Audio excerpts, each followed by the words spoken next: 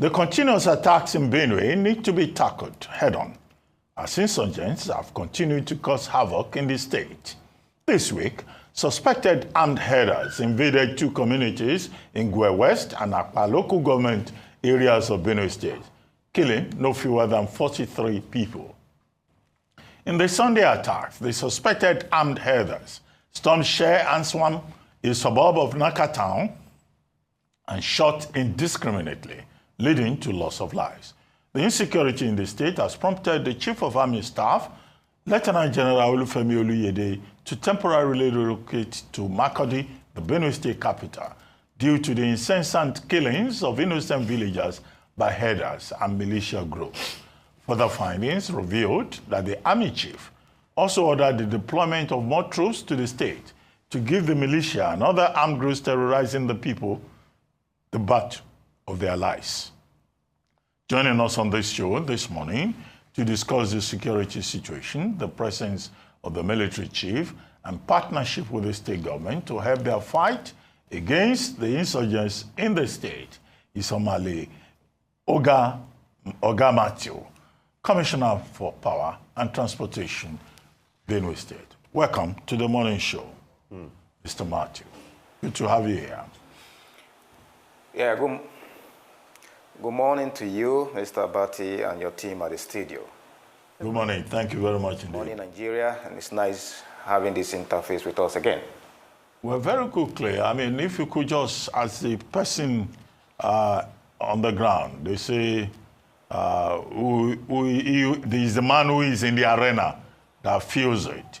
Could you just give us again, a description of the crisis that the people of Benue State are facing as a result of these incessant killings, and what you think of the relocation of the Chief of Army Staff to the theater of action to provide leadership, inspire confidence, and build trust among the people. He has been there now for a few days. Any difference?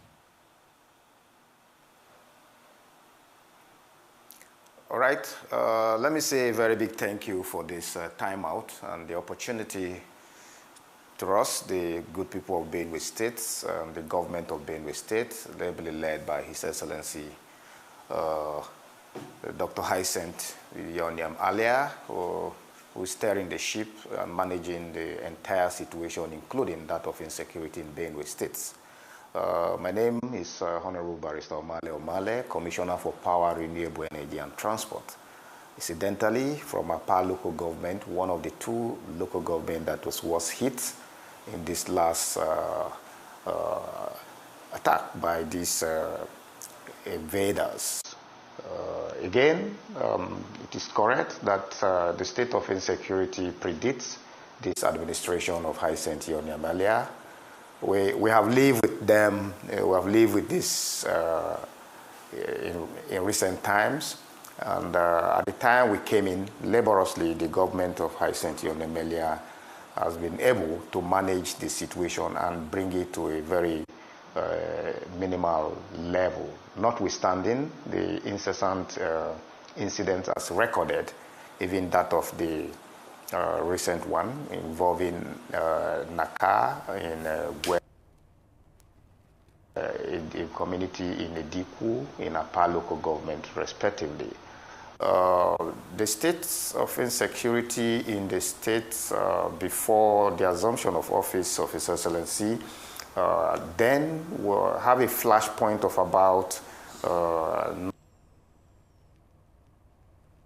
Nasi assumed the throne of leadership in Benue State. He was able to assemble a team, and then being one of his core concern and contractual engagement with the people of Benue State at the time, he was asking for their mandate. He promptly see to it that the state of insecurity is brought to the barest minimal, and under his watch, we began to notice, a drop down from the 9 flashpoint to about 6 and eventually 4.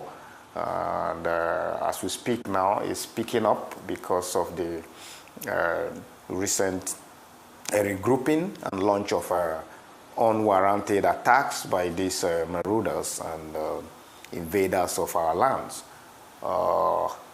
So far, so good. We can say that the government is on top of it. He has realigned Benue State government to the federal government, and hence we can enjoy federal government presence in Benue State, and also collaborating and partner with the Benue State government in the management of the state of insecurity that is besieging us as a people. Okay, that has led spuriously the state government to do interface with the several security formation at the national, be it at the defense headquarters, and then the national security advisor, and all other security apparatus there are in Nigeria. Okay, Mr. Matthew, and under his watch, we have also recorded... Right. I'd like to delve deeper into the inclusion of, this collaboration you now have with the center, especially as you mentioned with defense headquarters, the arrival of the Chief of Army Staff, and you mentioned APA earlier, and we know that the women of APA have been protesting. Now, one of their requests in their protests is they're saying that the military should be withdrawn from their local government area and from around the vicinities. So I would love for you to unpack what are the intricacies around this issue, because you have the military coming to try and stem the tide of insecurity, but you have the women of the communities saying that the military have become complicit in some of the crimes that are happening, and they want to withdraw. So can you try and just break down what is really at play? Because these issues are conflicting to us. Oh, yes. There is no way we cannot appreciate the role of the military in managing or attempting to manage the state of insecurity that we currently experience in our states and in some of these flash points of local government, to which APA local government, my own local government, is one of the worst hit in recent time. And I confirm that the women, youths, and the entire leadership of APA local government has brought to our attention, even before the protests, a sense complexity on the side of the military, whose primary responsibility is to also protect our people, lives, and property. The military that were in our place, particularly in our local government, who were carrying out their lawful duty, intercepting some these youths. There is this allegation that one of our young chap died under the hands of the military. That matter is under investigation as to the cost for arrest and why with the military and why did he have to die. And then we have also listened to the account of on the side of the military to why that situation happened. The military formation have also dispatched a troop to do investigation from Makurdi and Abuja respectively. We are still awaiting the outcome of these happenings. The youth, women of APA were all out and then pushing the position that they no longer need the presence of the military. Is at the level of their understanding of the role of the military and the desirability of having the military around in such a times. Are there complexity? Yes. Complexity, such as the case of, a young man dying under their watch. And then we had received reports from the community that there are several times that these invaders will come and a call will be put to the military, and their response will be either after these invaders must have caused havoc and have retreated, and then the military will show to help evacuate diseased and also, in some other breath, prevents the locals in the attempt to protecting their own selves in their lands. But let me use this occasion, as I agree completely with the expression of, the women and the youths of APA local government, and that seemingly is the reflection of an ordinary man around the street. We have the understanding that the presence of the military will ward off this invader, but regrettably, we kept seeing the surging of these invaders and their activities around our land, causing loss of lives and property. But again, I will not express, the true position of things without sending strong words of, condolence and appreciation to the military formation, because in the course of protecting our own land, in particular our local government, we have recorded cases where about 4 of them lost their life attempting to protect our people. There's also the politics side to it. I can't say, but I understand that they are playing their role, and all that we need to do is to bridge the gap in educating and conscientizing our people. They expect that when they come and the invaders troop into our community, they should engage them, and if not, prevent them from entering our community. That they are not seeing is the bane for which you are seeing this reaction. So we need to do some more enlightenment. We need to do some more stakeholders engagement. That will be the community as well as, the military formation, to bring to their attention again the expectation of the natives, to the extent to which we expect that they will protect and even prevent the invader in the first place from accessing our community, to causing loss of lives and property. Let's talk about the political angle to it. They say the governor's relationship with the APC has been strained. They say he doesn't agree with many APC key stakeholders in the states. They say that's one problem. That might also be affecting things. There's also the case of different local militia groups that are also operating within the states, that are having actions and counteractions. Because what we see is that a lot of the blame comes every time to herdsmen. But we are also hearing that different local militia groups within the state are also fomenting violence. Can you speak to that? Can you even highlight some of these groups that you might have heard of within the state that are causing this violence?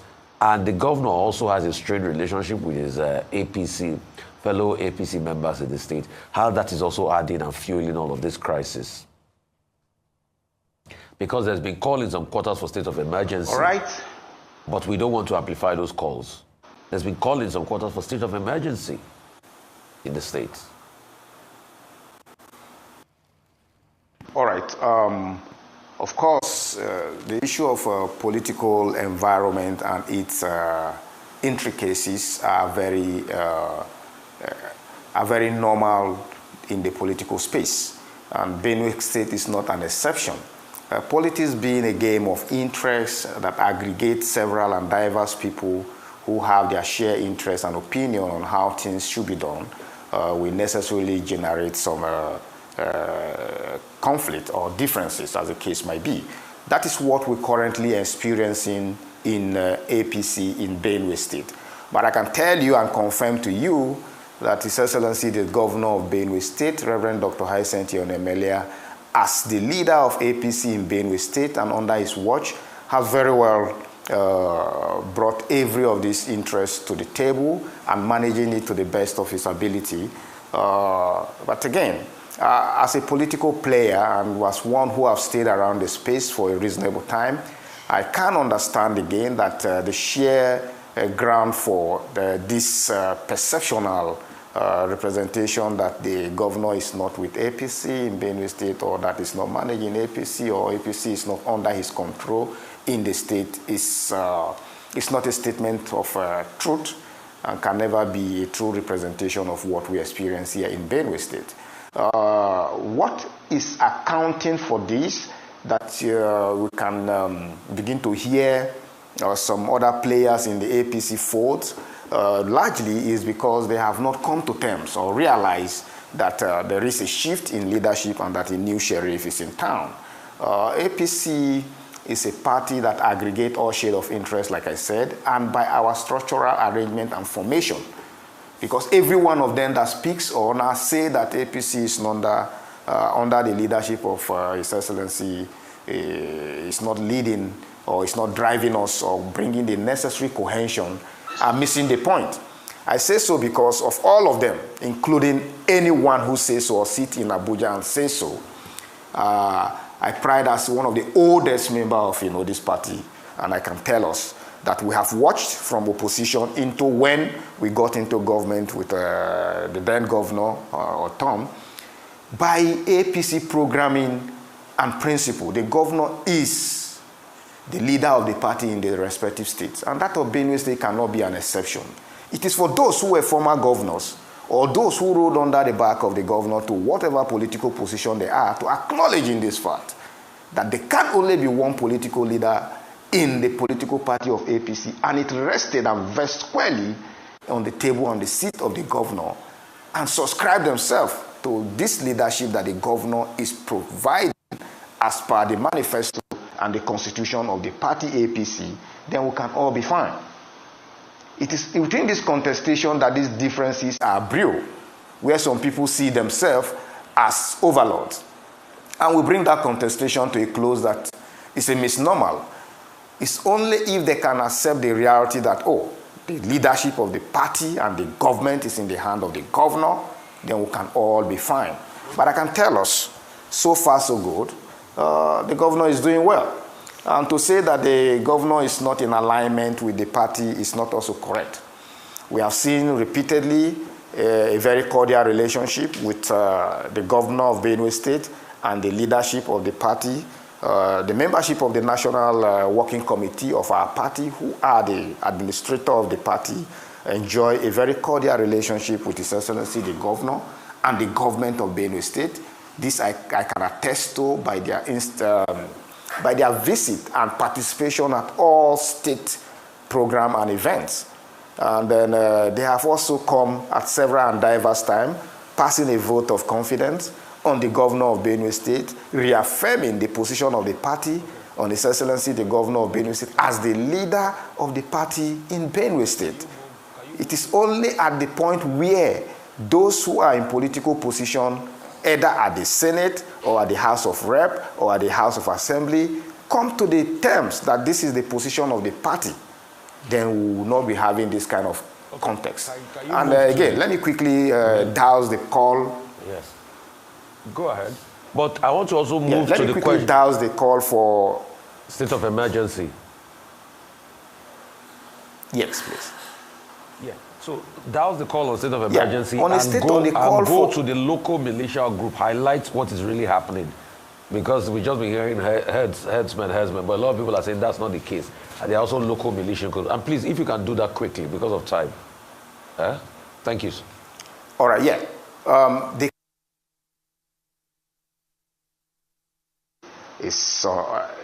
does not have any base, does not have any constitutional consideration for that call. It is ill-intended, put together by those who feels that, they are not, their views or their position as it used to be traditional with their attitude or understanding of governance in Benue State have shifted. The ones who are putting themselves, if it is coming from any quarter or anybody, then that must be enemy of the state and those who do not mean well for the state. And by the way, state of emergency is not proclaimed for the call of it. We are a constitutional democratic nation. And by constitutional democracy, there are grounds for which a state of emergency can be considered and proclaimed. We will not, under our watch, or even as a people of the country, have on a willy-nilly that some group of people are not happy with a particular, the face of a particular governor, will want to begin to hit the street and call for state of emergency. Are there grounds that can sustain the call for state of emergency in Benue State as we speak? The answer is no. Is state of emergency, declare or proclaim on the strength of, some group of people who feels are not on the scope, calling for it? And the answer is no. As a lawyer, I can tell us, if one ground for state of emergency exists in Benue State, why not? But as we speak now, there are no basis for it. The situation in Benue State is not any different, and we can see the charge and control by the executive governor of Benue State, Reverend Dr. Hyacinth Elia. Every part of the state is carrying on normally with their lawful business and duty. Are there skirmishes of attacks here and there by these invaders? Yes. Is the government alive to her responsibility? Yes. Are the three arms of government in Benue State working and functioning as a government jointly for the benefit of the people of Benue State? Yes. So then, under what score will that call be justified? I see no reason for it, and it's just to advance a not very well thought out plan and good intention for the people of Benue State, and should be disregarded ultimately by every good concerned person, including the highest of authority there are in Nigeria. And quickly, to the issue of militias and then the gathering of unscrupulous elements in Benue State, also taking part in the current situation that we find ourselves. Yes, I can tell you that, each time we have this kind of scuffle or this kind of crisis situation or insecurity in a country or in a state like Benue State, there are a whole lot of diverse representation as to what is happening. Are they militial? But I do know that long before now, there has been some activities of, unscrupulous element within the state, and that the government at diverse time has also brought them under control. We are seeing under the watch of the governor, Hyacinth Yonemelia, midwifing through the hands of the Bishop of Kasinala Diocese, where those who took to armed robbery or gangster activity submitting themselves. Okay. And since that time, we record, a down throw. Okay, as we begin to round up now, we've had a good description of the problem and of the concerns. What, in your opinion, will be the solutions? We've had many committees on conflict resolution, on crisis resolution, set up over the years by successive administrations. What do you think we can do to have peace in Benue State and maybe also in the whole of that region, Plateau and all of that? What is the missing link that these conflicts are recurring? All right.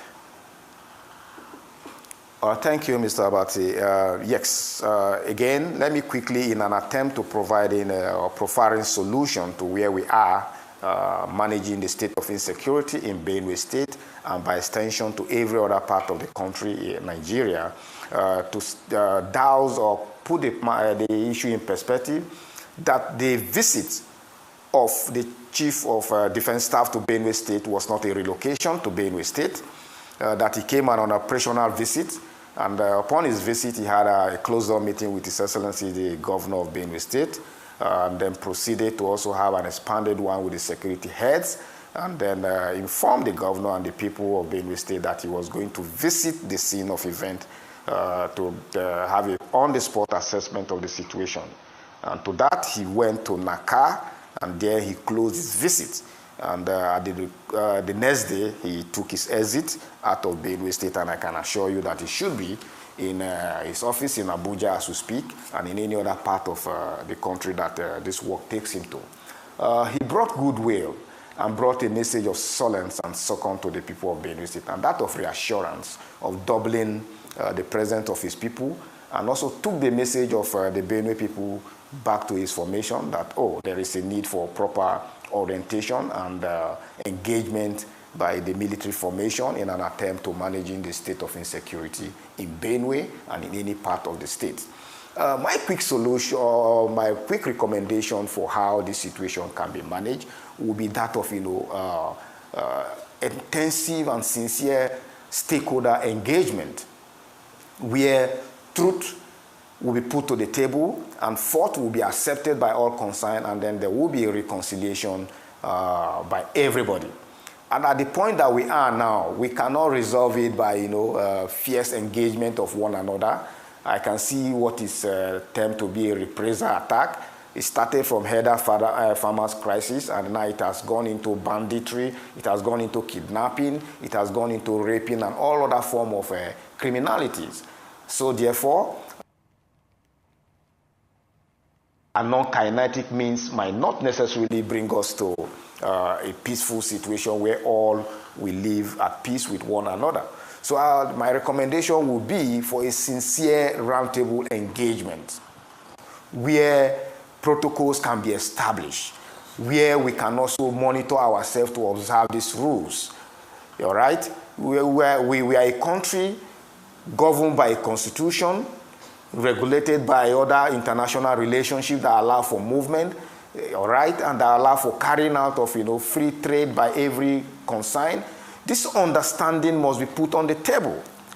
It cannot be resolved by a reprisal attack, by mobilizing the herders, transforming into a gangster group or bringing in militia to contending with the situation that we find ourselves. The government must quickly set up a table where we will sincerely speak truth to where we are. Can they carry out the business of, animal rearing? Can it be carried out or conducted in a very civilized manner? If yes, then that can be taught and the people can be schooled to understand so that we can live together as a peaceful citizen of Nigeria or that of international communities that find themselves in Nigeria for the purpose of doing business. Okay, thank you very much, Honorable Omale. Holding talks. We've had many of these talks without any results, but you recommend, more talks. We hope someday action will follow those talks and we'll get solutions. Thank you very much indeed.